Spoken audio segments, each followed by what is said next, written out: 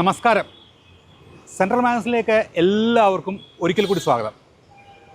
ചരിത്രമെന്നാൽ കേവലം മനുഷ്യൻ്റെ ഭൂതകാലത്തിൻ്റെ കഥകൾ മാത്രമല്ല. നമ്മളുടെ ജീവിതത്തിന്, മനുഷ്യൻ്റെ മുന്നോട്ടുള്ള കുതിപ്പിന് ആക്കം കൂട്ടിയ വസ്തുക്കൾക്കെല്ലാം അവയെല്ലാം ചരിത്രത്തിൻ്റെ ഭാഗമാണ്. അതായത് വേഗം എന്നുള്ള വാക്കാണ് ആധുനികവൽക്കരണത്തിൻ്റെ ആണിക്കല്ല്. അതുകൊണ്ട് തന്നെ വിൻറ്റേജ് കാറുകൾ വെറും കാറുകൾ മാത്രമല്ല, അവ ഒരു കാലഘട്ടത്തിൻ്റെ സാക്ഷ്യപത്രങ്ങളാണ്. ലണ്ടനിലെ രാജകീയ തെരുവുകളിലും യൂറോപ്പിലെ മലനിരകളിലും ഓടി നടന്ന വാഹനങ്ങൾ ഇപ്പോൾ കേരളത്തിലെ ചില ഗ്യാരേജുകളിലുണ്ട്. പലരും അതിനെ പൊന്നുപോലെ സൂക്ഷിക്കുന്നുണ്ട്. അക്കൂട്ടത്തിൽ പ്രധാനിയാണ് തൃശ്ശൂരിലെ സിജോ ആമ്പല്ലൂർ.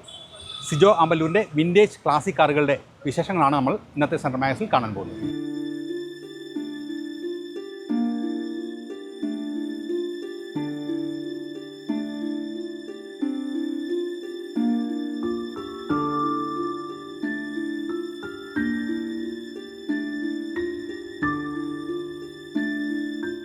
എൻ്റെ പേര് സിജോ കുറ്റുകാടെന്നാണ്. എൻ്റെ സ്ഥലം വരുന്നത് തൃശ്ശൂരിൽ ആമ്പല്ലൂർ വെണ്ടൂർ എന്ന സ്ഥലത്താണ്. പിന്നെ എനിക്ക് വണ്ടികൾ കുറച്ച് പഴയ വണ്ടികളുടെ കളക്ഷൻ ഉണ്ട്.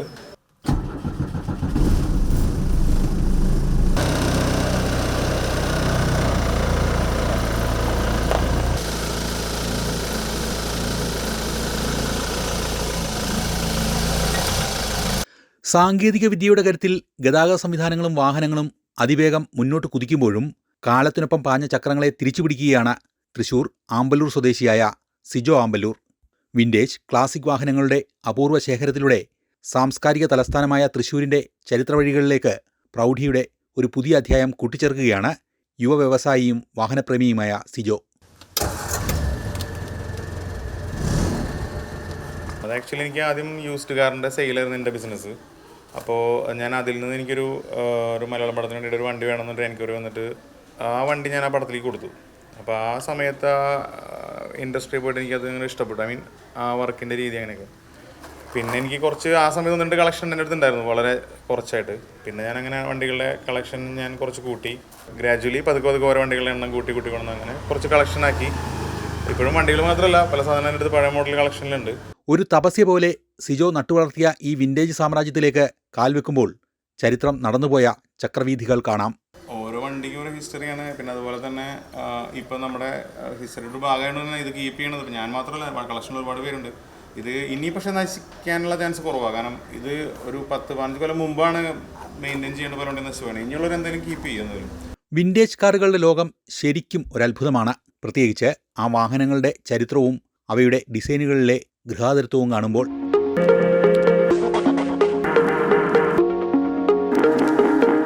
കേരളത്തിലെ ഒരു ഗ്യാരേജിൽ യൂറോപ്പിലെ മഞ്ഞുമൂടിയ വഴികളിലോ ഇംഗ്ലണ്ടിൻ്റെ രാജകീയ വീഥികളിലോ ഓടി നടന്ന ഒരു കാർ വിശ്രമിക്കുന്നത് അത് ഒരു കാലഘട്ടത്തിൻ്റെ കഥയാണ് പറയുന്നത്. കാറിലെ ഏറ്റവും പഴയത് ഇതാണ്. 1954 മോറിസ് മൈനറാണിത്. ഇപ്പോഴതിൻ്റെ ഒറിജിനൽ എഞ്ചിൻ തന്നെ ഇരിക്കുന്നത്, സൈഡ് വാൽവ് എഞ്ചിൻ എന്ന് പറഞ്ഞ എഞ്ചിൻ തന്നെ ഇരിക്കണേ. അത് ഞാൻ 2018 ഞാൻ വാങ്ങിച്ചത്. ഇപ്പോഴും പേപ്പർ അപ്ഡേറ്റ് ചെയ്ത് വെച്ചിരിക്കുകയാണ്.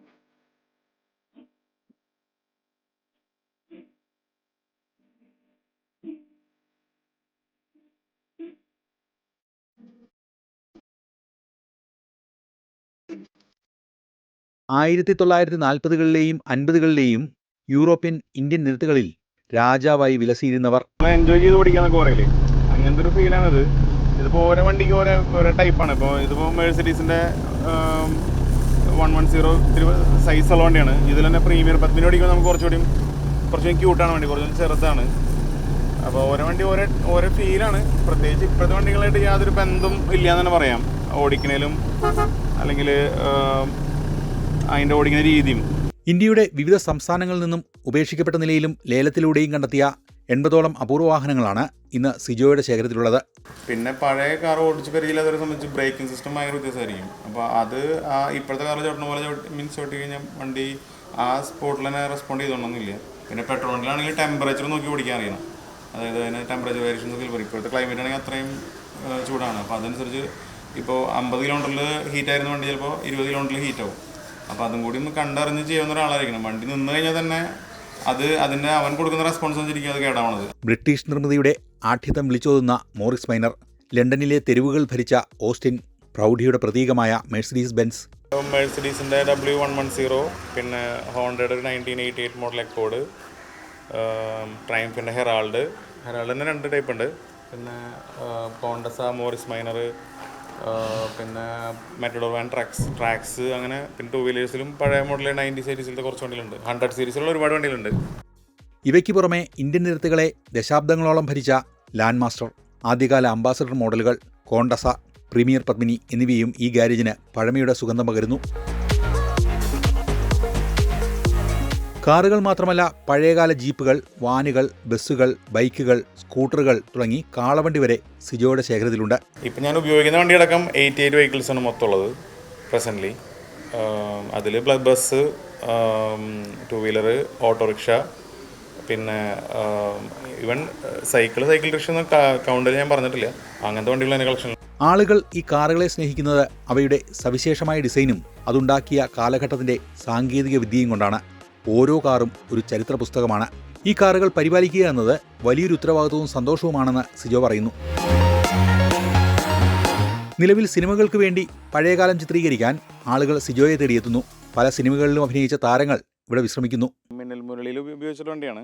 അതിനുശേഷം നമ്മളതൊരു ഓസ്ലർ എന്നുള്ള സിനിമയ്ക്ക് വേണ്ടി ഉപയോഗിച്ചിട്ടുണ്ട്. പിന്നെ ബബ്ബ എന്നുള്ള പടത്തിന് വേണ്ടി ഉപയോഗിച്ചിട്ടുണ്ട്. പിന്നെ പൊങ്കാല എന്ന് പറഞ്ഞൊരു മൂവിക്ക് വേണ്ടി യൂസ് ചെയ്തിട്ടുണ്ട്. പിന്നെ ഒരു തെലുങ്കിന് അങ്ങനെ യൂസ് ചെയ്തിട്ടുണ്ട്. അത് 1979 മോഡൽ ലൈലൻഡാണ് വണ്ടി. പാഷനാണ് ശരിക്കും പറഞ്ഞാൽ. ഇതിലിപ്പോൾ 88 വണ്ടി ഉണ്ടെങ്കിൽ അതിൽ 50 വണ്ടിയും ശരിക്കും പറഞ്ഞാൽ സിനിമകളിലേക്കോ അല്ലെങ്കിൽ അതിന് ഉപയോഗിക്കാത്ത വണ്ടികളാണ്. ബാക്കിയുള്ള വണ്ടികളാണ് എന്തെങ്കിലും ഒരു എൻക്വയറി വരുന്ന വണ്ടികളുള്ളൂ. ബാക്കിയെല്ലാം എൻ്റെ ഇഷ്ടത്തിന് വാങ്ങിച്ചിട്ടുള്ളതാണ്, അല്ലാതെ സിനിമയ്ക്ക് വേണ്ടി എന്നുള്ള അല്ലെങ്കിൽ അങ്ങനെയല്ല. ഒരു വിൻറ്റേജ് കാർ സ്വന്തമാക്കുക എന്നത് താരതമ്യേന എളുപ്പമാണ്.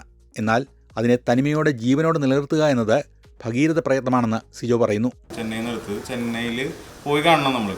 അപ്പോൾ ഇതൊക്കെ കാണാമെന്ന് പറഞ്ഞു കഴിഞ്ഞാൽ ഒറ്റ സിറ്റിംഗ് ആണ്. കാണുന്നതിന് തന്നെ നമ്മൾ പ്രൈസിൽ ഫൈനലൈസ് ചെയ്തിട്ട് നമ്മൾ വാങ്ങിക്കണം. പിന്നെ രണ്ടാമത് പോയി എടുക്കാമെന്ന് പറഞ്ഞാൽ എളുപ്പമുള്ള ഒരു ഡീലല്ല.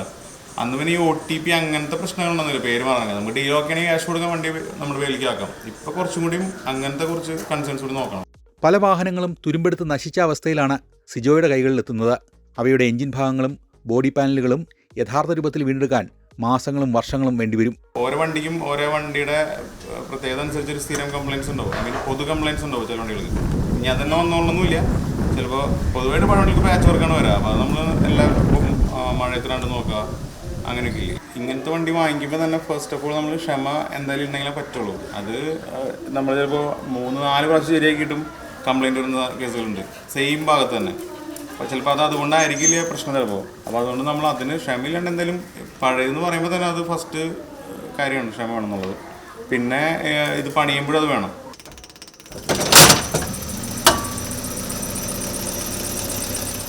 വിദേശ രാജ്യങ്ങളിൽ നിന്നും മറ്റും ഇറക്കുമതി ചെയ്യുന്ന യന്ത്രഭാഗങ്ങൾക്കൊപ്പം പഴയകാല മെക്കാനിക്കുകളുടെ സഹായത്തോടെ തദ്ദേശീയമായി നിർമ്മിച്ചെടുക്കുന്ന ഭാഗങ്ങളും ചേർത്താണ് സിജോ വാഹനങ്ങൾക്ക് പുനർജന്മം നൽകുന്നത്. ഇക്കാര്യത്തിൽ കൃത്യമായ ശ്രദ്ധ പുലർത്തിയില്ലെങ്കിൽ വാഹനം ഉപയോഗശൂന്യമാകും. ഓൾട്രേഷൻ എന്നുള്ള രീതിയിൽ ഇവർ ചിലത് കട്ട് ചെയ്ത് ആ പീസ് തന്നെ മാറ്റി വയ്ക്കും. പക്ഷെ അത് സക്സസ് അല്ലെങ്കിൽ പിന്നെ പഴയതും പറ്റില്ല, നമുക്ക് പുതിയതും പറ്റില്ല. അതുകൊണ്ട് തന്നെ ഒരു ഭാഗം മോഡിഫൈ ചെയ്യുന്നുണ്ടെങ്കിൽ അതിനെക്കുറിച്ച് ശരിയും നമ്മൾ പക്ക രീതിയിൽ സ്റ്റഡി ചെയ്തിട്ട് വേണം ഓൾട്രേഷൻ ചെയ്യുന്നുണ്ടെങ്കിൽ. ഐ മീൻ ചില പാർട്സ്. പഴയ സ്പെയർ പാർട്സ് കണ്ടെത്താനും അവയെ യഥാസ്ഥിതിയിൽ നിലനിർത്താനുമൊക്കെയുള്ള ശ്രമം ഒരു കലയാണ്. നമ്മളിപ്പോൾ ഒരു വണ്ടിയുടെ വില കുറവുകൊണ്ടിട്ട് നമ്മൾ ഫാസ്റ്റായിട്ട് അതിന് പേയ്മെൻറ്റ് ചെയ്ത് വണ്ടി എടുക്കുക എന്നുള്ളതിനുപരി വണ്ടിയുടെ കണ്ടീഷൻ നോക്കി വാങ്ങിക്കുക. അതുപോലെ തന്നെ ഇപ്പോൾ ഒരു സെയിം വണ്ടികൾ ഇപ്പോൾ കോണ്ടസ് തന്നെ 4 ലക്ഷം ഉണ്ടാവും, 8 ലക്ഷം ഉണ്ടാവും. സെയിം കോണ്ടസ് തന്നെ. അപ്പോൾ ആ 2 വണ്ടികളുടെയും കണ്ടീഷൻ നോക്കിയിട്ട് നമുക്ക് കുറച്ച് പൈസ കൂടുതൽ കൊടുത്താലും നല്ല വണ്ടി എടുക്കുകയാണെങ്കിൽ നമുക്കത് ഉപയോഗിക്കാൻ പറ്റും. മറ്റേ വണ്ടിയുടെ പിന്നാലെ നടന്നു കഴിഞ്ഞാൽ ആ കിടക്കുന്നത് വർക്ക്ഷോപ്പിലായിരിക്കും. അവിടെ നിന്ന് നമ്മൾ ടോയിൻ ചെയ്തിട്ട് നമ്മുടെ അവിടെ കൊണ്ടുവന്നിട്ട് പിന്നെ നമുക്ക് ചിലപ്പോൾ 1-2 കൊല്ലമായിട്ട് നമുക്ക് ആ വണ്ടി ഒന്ന് ഡ്രൈവ് ചെയ്യാൻ കൂടി പറ്റില്ല, ചിലപ്പോൾ ഒന്ന് സ്റ്റാർട്ട് ചെയ്യാൻ കൂടി പറ്റില്ല. ചിലപ്പോൾ ഇവിടെയുള്ള ഭൂരിഭാഗം വാഹനങ്ങളും ഇന്നും കൃത്യമായി സ്റ്റാർട്ട് ചെയ്യാനും ദീർഘദൂരം ഓടിക്കാനും സാധിക്കുമെന്നത് സിജോയുടെ കഠിനാധ്വാനത്തിൻ്റെ തെളിവാണ്.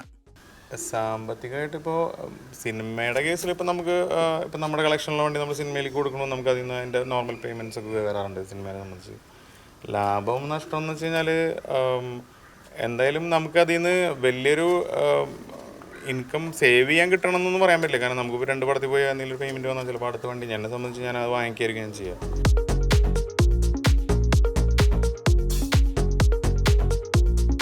തൃശ്ശൂരിൽ നടക്കുന്ന വിൻറ്റേജ് കാർ പ്രദർശനങ്ങളിലെ പ്രധാന ആകർഷണമാണ് സിജോയുടെ വാഹനങ്ങൾ. മലയാളത്തിലെ സിനിമകളിൽ മാത്രമല്ല മറ്റു പല ഭാഷകളിലെ സിനിമകളിലും സിജോയുടെ വാഹനങ്ങൾ ഇടം നേടിക്കഴിഞ്ഞു. ഹിന്ദി, തമിഴ്, കന്നഡ, തെലുങ്ക് എല്ലാം ചെയ്തിട്ടുണ്ട്. എല്ലാ ഭാഷയിലും ചെയ്തിട്ടുണ്ട് വണ്ടികൾ പടത്തിലേക്ക്. പിന്നെ ഓൾറെഡി നമ്മുടെ കണക്ഷൻസ് വഴിയാണ് പിന്നെ നമുക്ക് വരുന്നത്. നമ്മളൊരു പടത്തിന് പോയി കഴിഞ്ഞാൽ അതിൻ്റെ കണക്ഷനിൽ നിന്ന് അടുത്ത പടത്തിലേക്ക് അങ്ങനെ. ശരിക്കും പറഞ്ഞു കഴിഞ്ഞാൽ നമ്മൾ കോളേജിലൊക്കെ നമ്മൾ മുമ്പ് ട്രെയിനിങ് കൊടുക്കുന്ന പോലെ ഞങ്ങളുടേതായ ട്രെയിനിങ് ഉണ്ട് ഇവിടെ. അതായത് വാട്സപ്പ് ഗ്രൂപ്പ് ഉണ്ട്, അതിൽ നമ്മൾ ഇതിനെക്കുറിച്ചുള്ള ഇൻഫർമേഷൻസിനെ പാസ് ചെയ്തുകൊണ്ടിരിക്കും. പിന്നെ നമ്മൾ ഡ്രൈവ് പോകും. ഇപ്പം ഞാൻ ഡ്രൈവ് പോകും കൂടെ, അല്ലെങ്കിൽ നമ്മുടെ എക്സ്പെർട്ടായിട്ട് ഒന്നുണ്ട്. പിന്നെ അവർ കൂടെ ഡ്രൈവ് പോയിട്ട് അവരെ കൊണ്ട് സെറ്റ് ചെയ്യിച്ച് 2-3 ടെറൈനിലൊക്കെ എടുത്ത് നോക്കിച്ചിട്ടാണ് നമ്മൾ പിന്നെ ഒറ്റയ്ക്ക് വിടുള്ളൂ, അവരെവിടെയെങ്കിലും വിടുന്നുണ്ടെങ്കിൽ തന്നെ. വാഹനങ്ങൾക്ക് പുറമെ പഴയകാല വസ്തുക്കളുടെ ശേഖരം സിജോയുടെ പക്കലുണ്ട്. പഴയകാല ഫോണുകൾ, റേഡിയോകൾ, ക്യാമറകൾ തുടങ്ങി ഇന്നത്തെ തലമുറ കണ്ടിട്ടില്ലാത്ത പലതരം വസ്തുക്കൾ.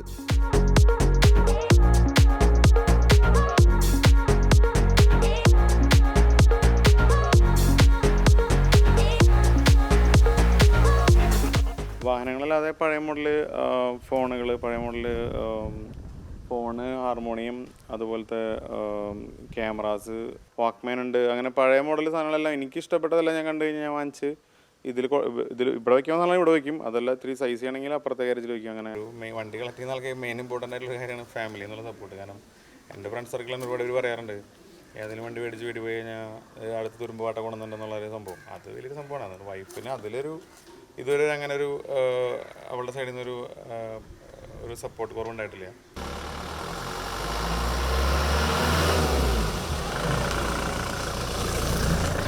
ഇന്ന് നിരത്തുകളിൽ സൂപ്പർ കാറുകൾ ഹോൺ മുഴക്കി ചീറിപ്പാഞ്ഞു പോകുമ്പോൾ മന്ദഗതിയിൽ നീങ്ങുന്ന ഈ വിൻറ്റേജ് ക്ലാസിക് സുന്ദരന്മാരെയും സുന്ദരികളെയും കാണാൻ ജനങ്ങൾ കൗതുകത്തോടെ ഒത്തുകൂടാറുണ്ട്. അങ്ങനെ ഒരുപാട് പേര് ഇങ്ങനെ വന്ന് ഫോട്ടോ എടുക്കാറുണ്ട്, അല്ലെങ്കിൽ നോക്കാറുണ്ട്. നമ്മൾ റൺ ചെയ്യുമ്പോൾ തന്നെ വീഡിയോ എടുക്കാറുണ്ട് ഒരുപാട് പേര് വണ്ടി പാസ് ചെയ്തുകൊണ്ടിരിക്കുമ്പോൾ. അങ്ങനെ ഒരുപാട് ഉണ്ടാവാറുണ്ട്. പുതിയ തലമുറയ്ക്ക് പുസ്തകങ്ങളിൽ മാത്രം കണ്ടുപരിചയമുള്ള വാഹനചരിത്രം നേരിൽ കാണിച്ചു കൊടുക്കുക എന്ന വലിയൊരു ദൗത്യം കൂടി സിജോ ഇതിലൂടെ നിർവഹിക്കുന്നു. ആവിയിലോടിയ കാലഘട്ടത്തിൽ നിന്ന് ഡിജിറ്റൽ യുഗത്തിലേക്ക് എത്തുമ്പോൾ ഓരോ വിൻറ്റേജ് കാറും സാങ്കേതികവിദ്യയുടെ വഴിയിൽ നടന്നു വന്ന സുവർണ അധ്യായങ്ങളെയാണ് ഓർമ്മിപ്പിക്കുന്നത്. വണ്ടി ഭ്രാന്തന്മാരോട് എനിക്ക് പറയാനുള്ളത്, വണ്ടിയിൽ നിന്ന് ഇഷ്ടപ്പെടുന്നവരാണെങ്കിൽ മെയിനായിട്ട് വണ്ടികൾ വൃത്തിയിലും മെയിൻറ്റെയിൻ ചെയ്യുക, അതുപോലെ കൊണ്ടുനടക്കുക. ഇപ്പോൾ ഈ വണ്ടികൾ തന്നെ, പഴയ വണ്ടികൾ തന്നെ ഇപ്പോൾ 2 രീതിയിൽ ഉപയോഗിക്കുന്ന ആൾക്കാരുണ്ട്. വീലൊക്കെ ഇട്ടിട്ട് അല്ലെങ്കിൽ അങ്ങനെ. അത് ഓരോരുത്തരും ഇഷ്ടമാണ്. അതിൽ എനിക്ക് എൻ്റെ അഭിപ്രായം പറയാനേ പറ്റുള്ളൂ. എനിക്ക് മോഡിഫൈ ചെയ്ത് കിട്ടുന്ന വണ്ടിയാണെങ്കിലും തിരിച്ച് സ്റ്റോക്കിലോട്ടാണ് ഞാൻ അങ്ങനെ കൊണ്ടു നടക്കണേ. പിന്നെ പുതിയ ജനറേഷൻ പിള്ളേരെന്ന് പറയുമ്പോൾ ഇപ്പോൾ മോഡിഫിക്കേഷൻ ചെയ്ത് വേറൊരു ടേസ്റ്റാണ് ശരിക്കും പറഞ്ഞാൽ. അത് ഇതായിട്ട് ശരിക്കും ഒരു ബന്ധമില്ല. ആ ടേസ്റ്റിനുള്ളവർ ആ രീതിയിൽ കൊണ്ടു നടക്കട്ടെ. ആ രീതിയിൽ ഇപ്പോൾ മോഡിഫൈ ചെയ്ത് അല്ലെങ്കിൽ സൗണ്ട് വെച്ച് എക്സോസ്റ്റ് ചെയ്ത് അങ്ങനെ കൊണ്ടുനടക്കുന്നവരുണ്ട്.